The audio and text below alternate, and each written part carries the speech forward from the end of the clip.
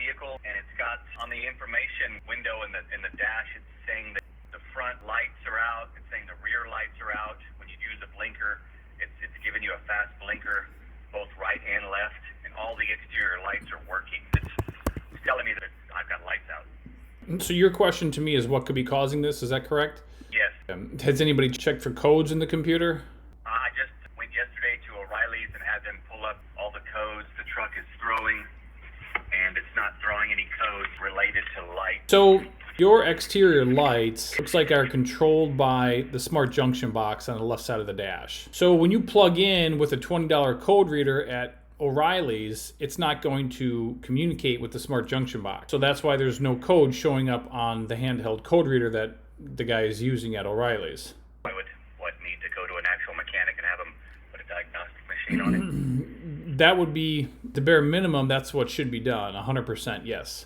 Now, let's just say you do plug in and there's probably going to be codes indicating a problem with one of the circuits, and which will help diagnose the problem. However, if there is not, let's just say you plug in and you spend $100 and you call me back and you say, well, we did that and there's no code, so that didn't help.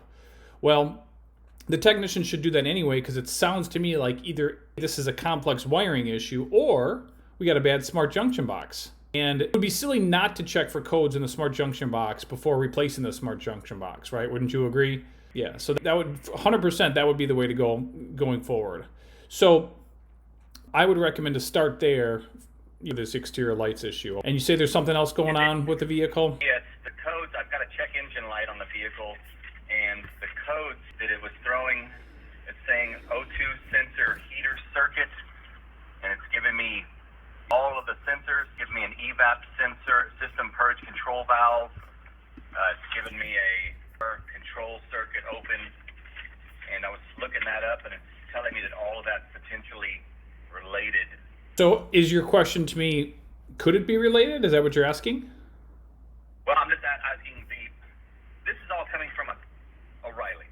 The check engine lights, these are the codes that they gave me, and when I look all this up on Ford forums, it's telling me that all of these codes could be related to the same potential wiring issue or wiring harness issue, saying that, because they're telling me that O'Reilly's wants to sell me a system purge control valve.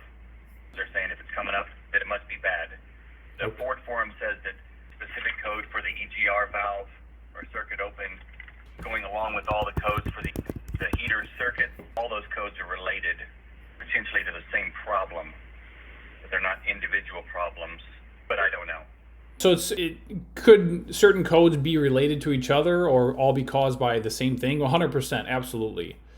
And it's possible. And sometimes the oxygen sensors have heaters, and the heater circuit is all controlled by the same either fuse or computer. And could it be a wiring issue? Wires are melted together? 100%. It's very possible. Absolutely. What's the best way forward with trying to solve that problem? Same thing, going to a mechanic and having them put a diagnostic machine on it?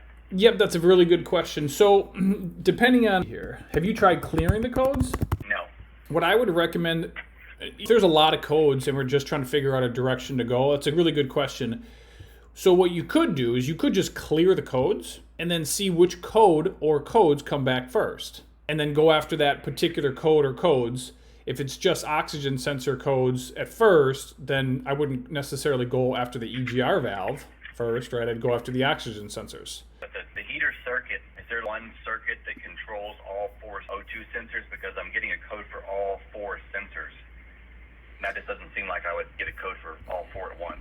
So the power supply is the same, but the individual heater circuit is going to be separate. Is it typical for all four heater circuits to go out? Nope. And the circuit is the heater connected to the O2 sensor? Is it part of the O2 sensor? It is. If I unplug the O2 sensor? Yes, it is. So you got a 4-wire oxygen sensor, and so the heater is built into the oxygen sensor. I just don't want to start throwing parts at this thing. Exactly, right. That's why what I would recommend to do is clear the codes, and let's just say you get oxygen sensor codes, or those heater circuit codes. I would probably, if the fuses are good, I would go ahead and check battery voltage to the oxygen sensors first. So the heater element uses battery voltage to heat up. So if you get all heater element codes for all the oxygen sensors immediately back after you clear the codes, well, that would suggest, what do we have in common? The power supply. So immediately I would be verifying that you have battery voltage at all the oxygen sensor, the heater element. And if I'm reading my diagram correct here that I'm looking at, it looks like it's going to be a green wire that's going to go to your oxygen sensors that's going to supply battery voltage. Yep, it's a green wire. And then what's the voltage they're supposed to be getting? Battery voltage. So if the engine's running, the alternator's charging about 14 volts. 14 volts. Okay. So that's what I would recommend for the oxygen sensors. Now the EGR valve, it may or may not be related. Let me just take a look at the valve wiring. Just see, maybe it gets power on the same oxygen sensor power supply wire, the green wire. Here, do you have the code by chance? I do. Which code are we looking for? The EGR code? Yes. EGR code is P0403. Hang on, let me take a look here. So you got an EGR system module. Let me take a look here real fast. It does. Yep. So you got a green wire that powers up your EGR module. Yep, there it is. I found it. So that would suggest, you're sure the fuses are good, right? I am not. If a fuse was bad, what fuse am I looking for? Oh, I just had it pulled up here. Man, I'm sorry. I thought you would check the fuses. My mistake. Hang on. Let me look here. There's a fuse that powers up all this stuff. Hang on here. Showing all these codes? So you got in the battery junction box F42. That's fuse 42. It's a 15 amp fuse. That powers up your purge valve. That powers up your mass airflow sensor. That powers up your oxygen sensors. That powers up your EGR system module. I apologize. If you haven't checked that fuse, we need to do that. I'll check that fuse. Now, if the fuse is good, and you call me back and you say, oh, this fuse is good, now what? I'm going to ask if there's battery voltage on this fuse. So there's a difference if the fuse is good and if there's battery voltage on the fuse, right? So first, make sure the fuse is good. If it's good, then if it's not, replace it. And if it pops right away, we got a short in the wiring or maybe one of those oxygen sensors, which, by the way, is pretty common. And if the fuse is good, then let's check battery voltage on that fuse. If that checks out good, let's check for power to these components that aren't working or that are flagging code. So the oxygen sensors, the EGR system module, the other components. Are you getting a purge valve or a mass airflow sensor code? I'm getting a EVAP system purge control valve. Yep, they all get power on the green wire from fuse 42. I bet you that's what's going on. That'd be nice if that was the only issue. Yep. I can check that when I get home. If the fuse is good, then I'm checking for voltage to all of these systems. Yep. And if I have good voltage to the systems, then the systems are potentially bad.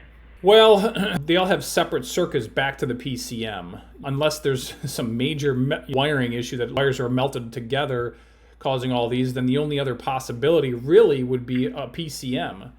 But that's a significant jump from a blown fuse to a PCM.